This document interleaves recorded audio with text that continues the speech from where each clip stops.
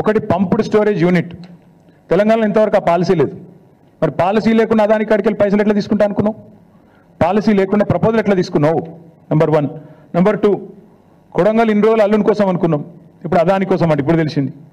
9 million టన్నుల plant కొడంగల్లో cement plant పెడతారట. మన రామన్నపేటలోనేమో మొత్తం ప్రజలు మరలబడ్డారు, ఇక్కడ సిమెంట్ ప్లాంట్ పెట్టద్దు, అదానిది అంబుజా ప్లాంట్ అని. అక్కడ సిగ్గురాలి ఇంకా అది అట్లే పెడతారట, అందులో మూసీలకు కాలుష్యం పంపిస్తారట. ఇప్పుడు మీదికెళ్ళి కొడంగల్లో మళ్ళీ కొత్త దుకాణం, మళ్ళీ 9 మిలియన్ మెట్రిక్ టన్నుల ప్లాంటు అదాని గారిది కొడంగల్లో. నేను అందుకే అంటున్నా, అల్లుని కోసం, అదాని కోసం, అన్నల కోసం, బామ్మది కోసం, అమృతం పంచడం కోసమే పనిచేస్తున్నావు నువ్వు. ఇది అది ప్రూఫ్ నువ్వే ఇచ్చినావు. అసలు పంప్డ్ స్టోరేజ్ పాలసీ లేకుండా ఎట్లా తీసుకున్నావు? నువ్వు ఎట్లా తీసుకుంటున్నావు ప్రపోజలు? చెప్పండి. ప్రభుత్వానికి ఒక పాలసీ ఉండాలి కదా, నిర్దిష్టమైన విధానం ఉండాలి కదా. అదే లేకుండా ఎట్లా పిలుస్తున్నావు ఆయన? నాకు అర్థం కాదు. దాంతోపాటు సరే నేను ప్రశ్నిస్తే నేను సైకో, నేను అడుగుతున్నా, తెలంగాణని ఒక దొంగోడికి దోచిపెడుతున్నావు కదా, ఒక గజ దొంగకు నువ్వు సన్నాసివా, సాడిస్టువా, ఏంటిది నువ్వు? మరి తెలంగాణ వనరులను ఇంత దుర్మార్గంగా దోచిపెడుతూ మీదికెళ్ళి ఇవాళ నువ్వేదో శుద్ధపూసం వచ్చేట్లని చెప్పినావు నిన్న. చెప్పి మళ్ళీ మీ అనుంగు పత్రికలు ఇవాళ వచ్చింది, Adani is here to stay. Adani ఉంటాడు, బరాబర్ ఉంటాడు.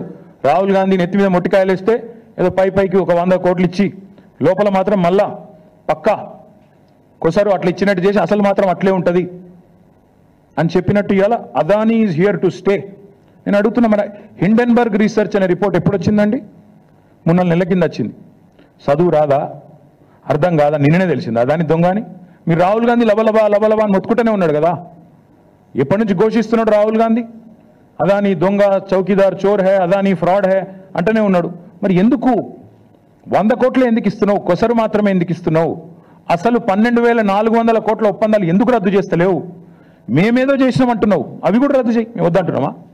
మేమేదో చేసినామంటున్నావు కదా, మేము చేయనే లేదు. మైక్రోసాఫ్ట్ ఇది అదాని అంటావు, నీ పరిజ్ఞానం అది.